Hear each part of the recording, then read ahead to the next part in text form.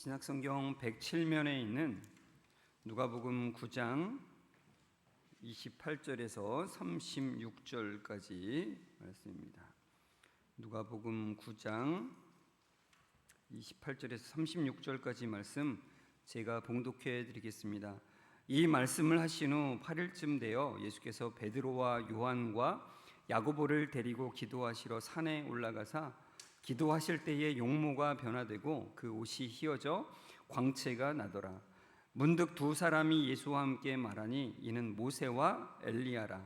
영광 중에 나타나서 장차 예수께서 예루살렘에서 별세하실 것을 말할세 베드로와 및 함께 있는 자들이 깊이 졸다가 온전히 깨어나 예수의 영광과 및 함께 선 두 사람을 보더니 두 사람이 떠날 때에 베드로가 예수께 여짜오되 주여, 우리가 여기 있는 것이 좋사오니 우리가 초막 셋을 짓되 하나는 주를 위하여 하나는 모세를 위하여 하나는 엘리야를 위하여 하사이다 하되 자기가 하는 말을 자기도 알지 못하더라.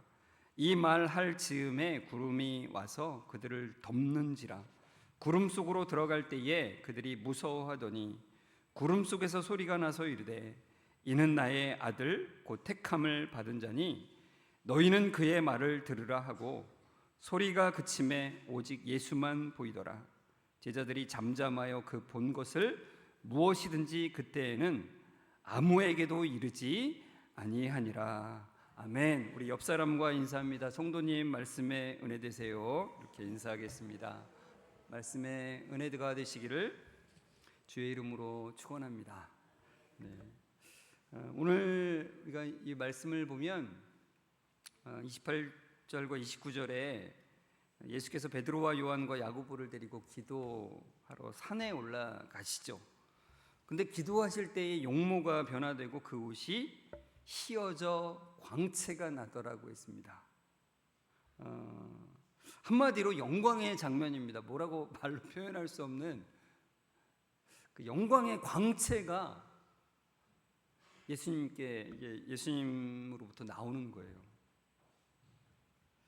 근데 이제 이 장면을 보면은 우리가 이런 질문을 가질 수 있잖아요. 왜 예수님은 세 명의 제자들에게만 이것을 보여주셨을까? 베드로와 요한과 야고보만 데리고 가셔서 이 모습을, 이 영광의 모습을 보여주셨을까? 12명 제자에게 다 보여주시면 좀 놀라운 일이 벌어졌을 텐데. 뭐 이런 질문을 가질 수 있잖아요. 아니면은 모든 사람들에게 이 장면을 보여주시면 어땠을까? 뭐 이런 생각이 들 수도 있잖아요. 자, 그 다음에 또 이런 질문이 있을 수 있죠. 왜 이 제자들에게 예수님이 이런 모습을 보여주신 걸까? 어떤 의도가 있으시길래 제자들에게 이 모습을 보여주신 걸까라는 의문이 들 수가 있죠. 여러분, 예수님이 기도하실 때 용모가 변하셨다고 했는데 여기서 용모라는 것은 얼굴과 외모를 말하는 거예요. 얼굴과 외모가 달라지셨어요. 마태복음의 표현으로 말하자면은 그 얼굴이 해같이 빛나는 모습이었대요. 해같이 빛나는 모습. 그러니까 여러분, 얼굴이 해같이 빛난다면 정말 쳐다보기도 어려울 정도로 눈부신 장면이 아니겠습니까? 그리고 옷이 휘어져서 너무나도 광채가 발산하는 그런 모습이었다는 거죠. 근데 여기서 이제 변화되고라고 하는 말은 헬라어로 에이도스라고 하는 말입니다. 그 변화가 너무나도 분명하게 바뀌었다는 것을 말해주는 단어예요, 이 단어가. 근데 그럼 바뀌셨다면 예수님이 인간의 모습으로 오신 그 평상시의 모습은 어땠단 얘기인가? 우리가 이제 성경에서 말씀하는 걸 통해서 예수님의 평소의 모습을 좀 볼 수 있죠. 그게 어디 있냐면은 이사야서 53장 2절에 예수님이 이 땅에 오실 때 어떤 모습으로 오실지를 예언해주고 있는 말씀이 있잖아요. 이 말씀을 통해서 우리는 예수님의 평소 모습이 어떠했는지를 알 수가 있어요. 같이 이사야서 53장 2절 읽어볼까요? 그는 주 앞에서 자라나기를 연한 순 같고 마른 땅에서 나온 뿌리 같아서 고운 모양도 없고 풍채도 없은즉 우리가 보기에 흠모할 만한 아름다운 것이 없도다 그래요. 그러니까 연한 순의 모습이에요. 우리가 수수해. 그리고 마른 땅에서 나온 뿌리, 이게 줄기를 말하는 건데, 그러니까 되게 투박하다는 뜻이에요. 그래서 이 모습을 이렇게 묘사하잖아요. 고운 모양도 없고 풍채도 없은즉 우리가 보기에 흠모할 만한 아름다운 것이 없도다 그러잖아요. 그러니까 얼굴과 외모에 아름다움은 찾아볼 수가 없는 모습, 우리의 눈길을 끌만한 위험이 없다는 얘기예요. 뭐 어떤 사람 보면은 이렇게 잘생긴 건 아닌데도 무슨 위험이 막 있어서 야 멋있다 뭐 이런 생각이 들 수가 있잖아요. 그런데 예수님한테는 그런 게 없다는 거예요. 그러니까 우리가 보통 이제 영화 같은 데 보면 예수님 영화 보면은 예수님은 굉장히 서양식으로 잘생긴 사람을 배우로 뽑잖아요. 근데 그렇지 않다는 거죠. 그래서 뭐 예전에 이제 제가 오늘 보여드리려다가 그냥 이거 보여드리면 또 예수님에 대한 얼굴은 제가 가능한 안 보여드리거든요. 나름대로 고정관념이 생길까봐. 그래서 이 두 개를 비교해 놓은 게 있어요.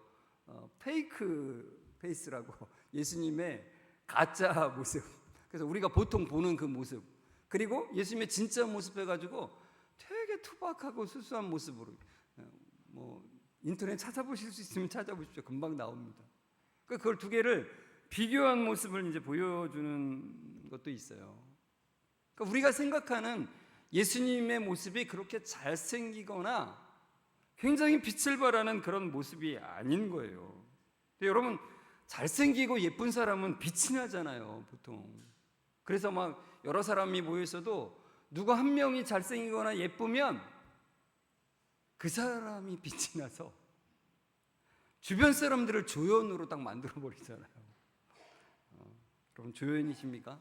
괜찮습니다. 우리 예수님도 주연급이 아니시래요.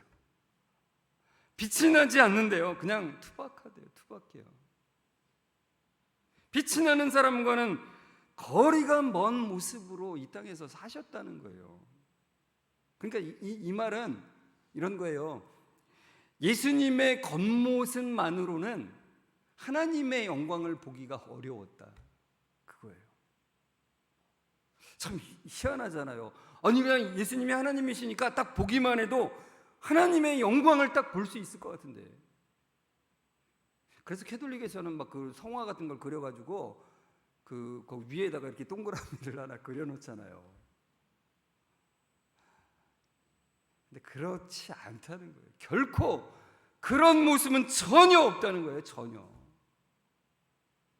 그런데 그런 예수님이 여기 산에 올라서 제자들 3명을 데리고 올라가셔서는 변하셨어요. 근데 변하셨다는 게 원래의 모습으로 가셨다는 거예요. 천상에서의 모습으로 다시 바뀌셨다는 거예요. 원래의 모습으로. 그러니까 하나님이신 예수님의 그 본래 모습으로 바뀌신 거예요. 근데 이제 이 성경에 보면은 예수님의 그 본래 모습, 천상의 모습, 하나님으로서의 그 영광의 모습을 보여주는 장면들이 여러 곳 있어요. 그 중에 하나가 이제 요한계시록 1장에 나오는데 같이 읽어볼까요? 그의 머리와 털의 희기가 흰 양털 같고 눈 같으며 그의 눈은 불꽃 같고 그의 발은 풀문불에 단련한 빛난 주석 같고 그의 음성은 많은 물소리와 같으며 그의 오른손에 7별이 있고 그의 입에서 좌우에 날선 검이 나오고 그의 얼굴은 해가 힘있게 비치는 것 같더라.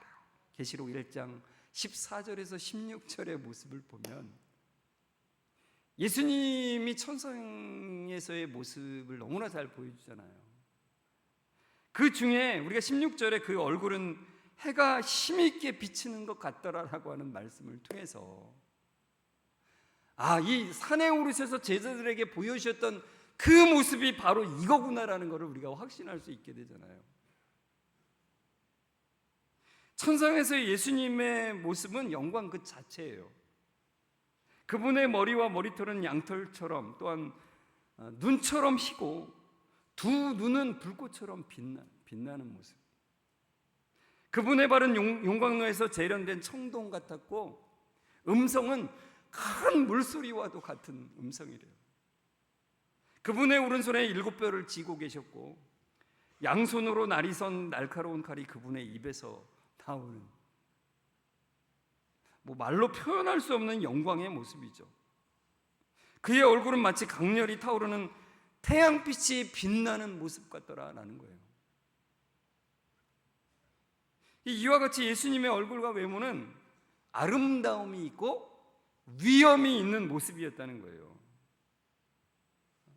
그 모습으로 지금 제자들, 3명의 제자들 앞에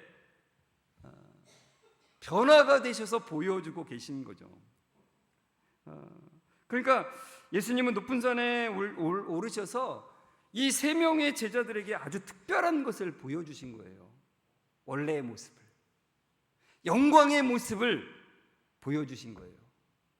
예수님은 의도를 가지고 보여주신 거예요. 특별한 목적을 위해서 천상의 모습을 제자들에게 보여주신 겁니다.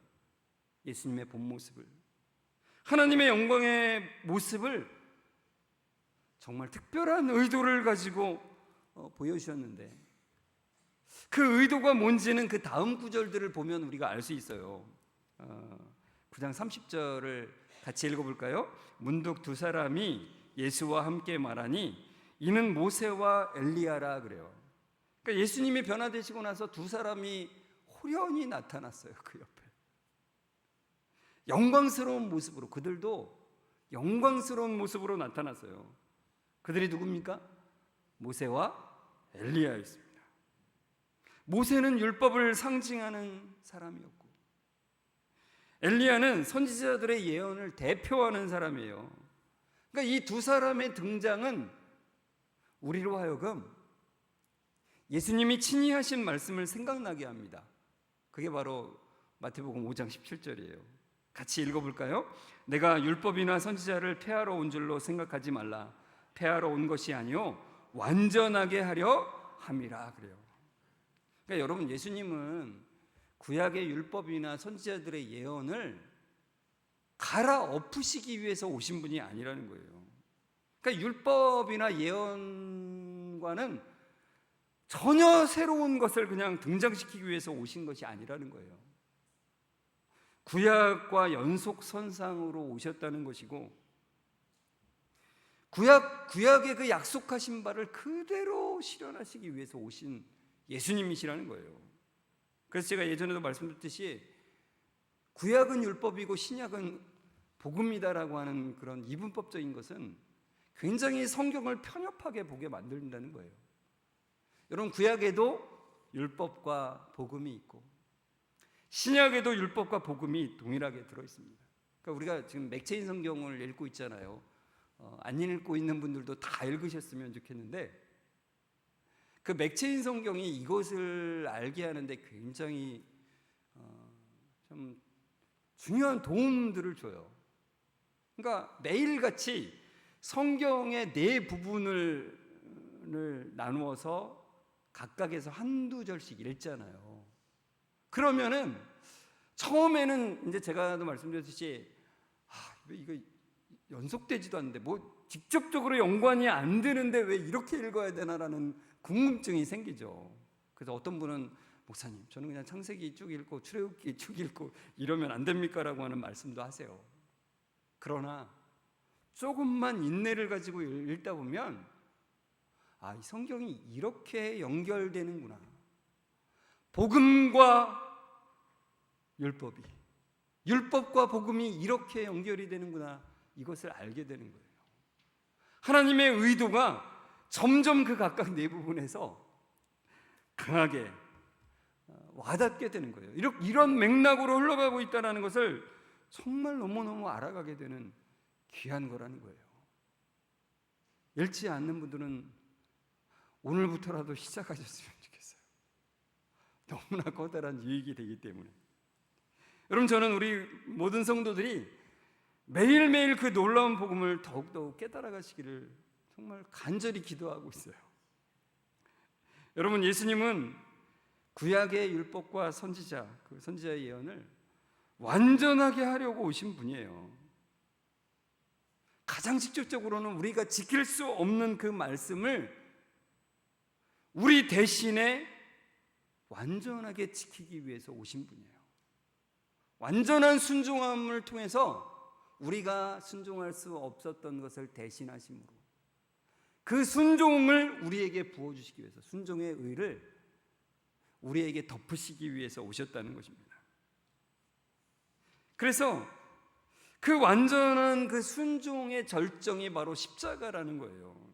여러분, 바로 모세와 엘리야가 예수님께 나타나서 나누었던 얘기가 바로 그거예요.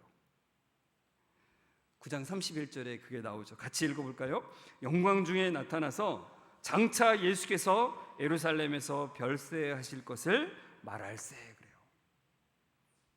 그러니까 예수님이 십자가 지실 일을 예수님과 모세와 엘리야가 이야기한 거예요.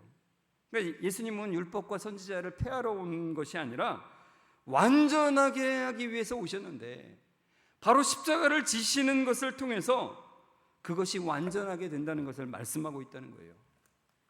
그리고 나서 구름 속에서 성부 하나님의 소리가 들리죠. 같이 읽어볼까요? 35절. 구름 속에서 소리가 나서 이르되 이는 나의 아들 곧 택함을 받을 자니 너희는 그의 말을 들으라 하고. 그래요. 택함을 받은 자라고, 택함을 받은 나의 아들이라고 말씀하시죠. 여러분, 이 사건 전에 우리가 이제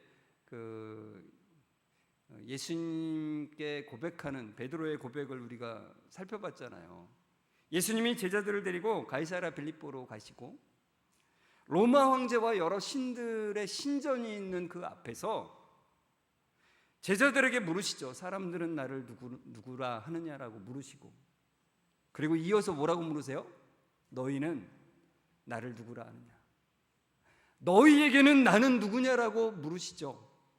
이에 베드로가 대답합니다. 주는 그리스도시요 살아계신 하나님의 아들이시니다라고 말하잖아요.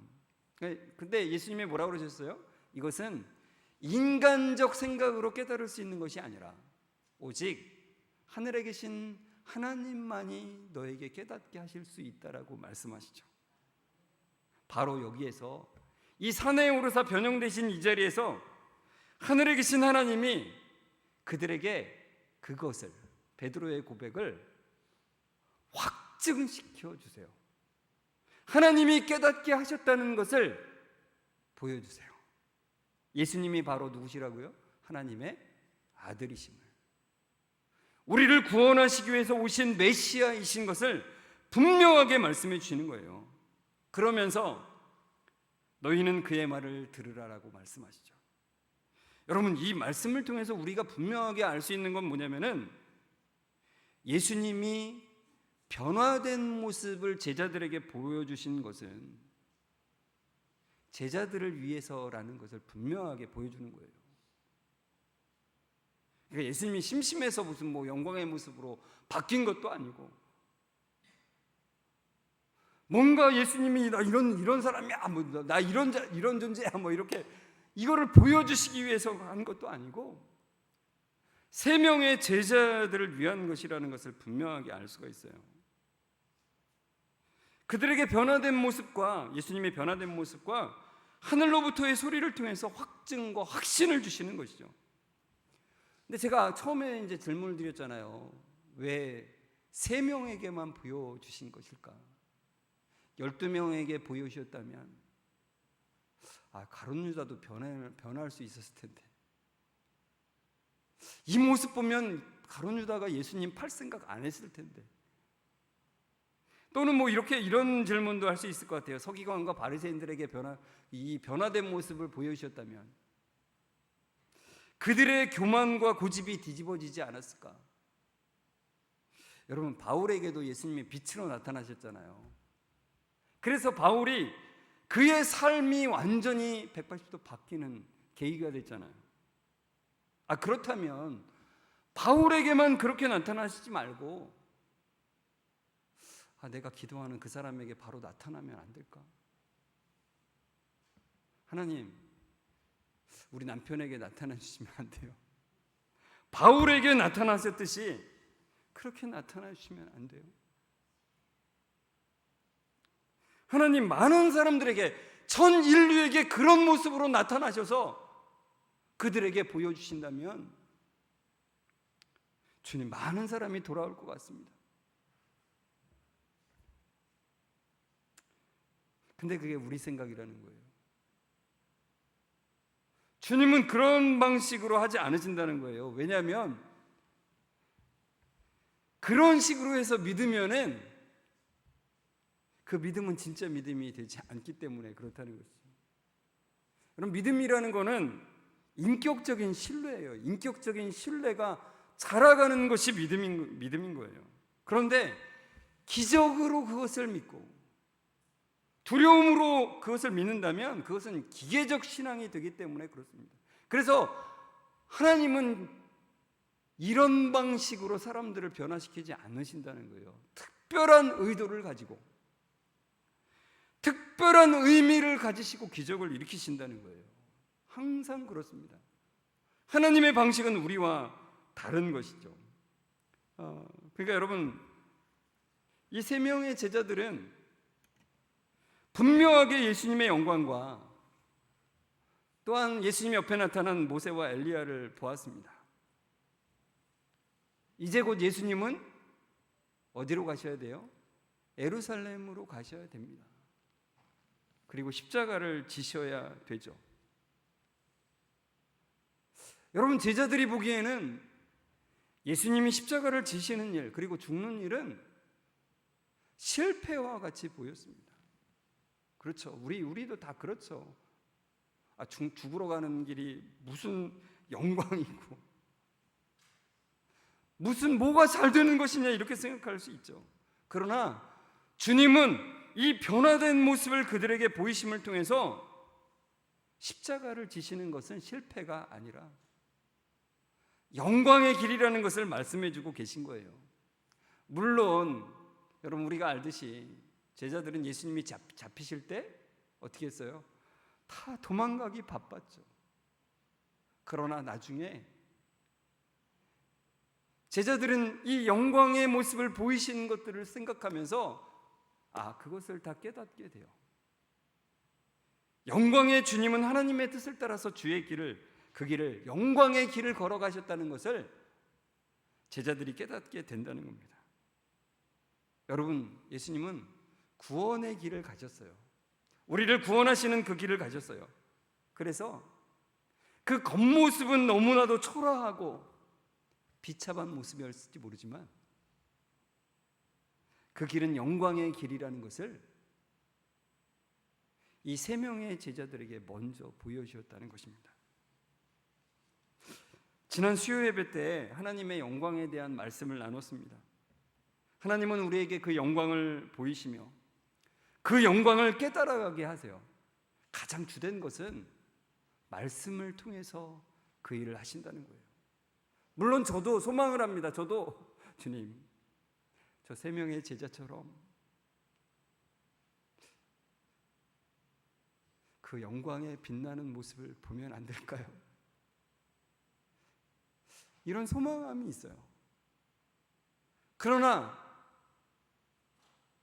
그것이 꼭 나에게만 일어나는 그런 것이 아니라 주님은 기본적으로는 말씀을 통해서 그 영광을 보이신다는 거예요. 지금도 동일하게 특별한 기적을 통해서도 그것을 보이시며 가장 기본적으로는 말씀을 통해서 우리에게 그분의 영광을 보게 하시고 깨닫게 하신다는 거예요. 그래서 수예배 때 제가 말씀드렸는데 피조물인 우리에게 그 영광을 보고 깨닫는 지위를 주셨다는 것. 여러분, 우리가 감사할 것들이 많잖아요. 그러나 그 감사들 중에서 이보다 더 큰 감사는 없다는 거예요. 그 영광을 보고 깨닫는 자리에 우리를 부르신 것만큼 더 커다란 감사는 없다는 거예요. 이걸 깨닫는 게 너무나 큰 놀라운 거죠. 여러분, 주님은 오늘도 말씀을 통해서 그 영광을 우리에게 비추신다고 했습니다. 여러분, 그 영광을 보고 그 영광의 길을 따라오라고 하세요, 주님께서. 근데 겉으로 보기에는 초라하고 투박하고 보잘것없는 모습도 많다는 것입니다. 그러나 하나님의 뜻을 따라서 그 말씀 가운데 걸어가는 그 길은 영광의 길이라는 거예요. 여러분, 그 길을 가는 영광이 함께하는 인생 되기를 주의 이름으로 축원합니다. 우리 함께 말씀을 생각하면서 찬송가 20장 1절을 같이 불렀으면 좋겠습니다. 큰 영광 중에 계신 주 나 찬송합니다. 영원히 계신 주 이름 나 찬송합니다. 우리에게 영광을 보이시고 영광을 깨닫게 하는 자리에 부르신 그 은혜를 생각하면서 우리의 인생이 감사와 찬송의 인생이 되게 하여 주옵소서라고 하는 마음으로 이 시간 함께 불렀으면 좋겠습니다.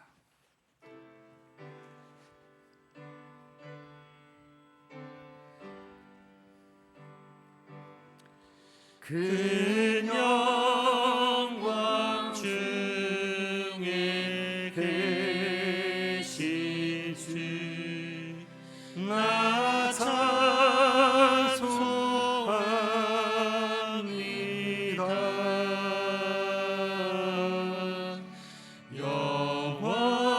영원히 계신 주 이름 나 찬송합니다. 다시 한번 큰 영광 중에 계신 주 큰 영광 중에 계신 주 나 찬송합니다.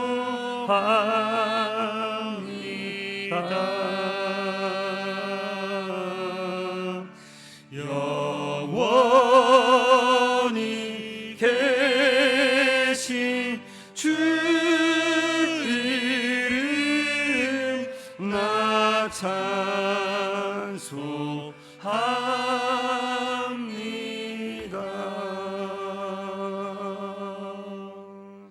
큰 영광 중에 계신 하나님, 주님의 이름을 높여 찬양합니다. 주님의 영광을 우리에게 보여주시고 깨닫는 자리에 불러주시니 주님 감사 찬양 올려드립니다. 그 영광을 바라보고 찬양하지 않을 수 없습니다. 그 영광의 하나님께서 죄악 중에 있는 사람을 구하시기 위해 수수하고 투박한 용모를 가지셨지만 여전히 영광의 하나님이심을 보이시며 십자가의 길도 영광의 하나님의 길임을 보이심에 감사합니다. 주님, 우리가 보이는 것에 휩쓸려 하나님의 영광을 놓치지 않게 하셔서 그 영광의 길을 따라가는 인생 되게 하여 주옵소서. 우리 성도님들 한 주간 살아가는 동안 그 영광을 더욱 깨달아가는 삶이 되게 하시고 그 영광을 찬양하는 삶이 되게 하여 주옵소서. 우리에게 하늘의 영광을 보이시고 깨닫게 하시는 예수 그리스도의 이름으로 감사하며 기도드리옵나이다. 아멘. 우리 주 예수 그리스도의 은혜와 하나님의 사랑하심과 성령님의 교통하심이 그 놀라운 영광을 보고 깨달음으로 감사와 찬양의 인생 되기를 소망하며 나아가는 우리 모든 성도들과 그 가정 위에 지금부터 영원까지 함께 있을지어다. 아멘.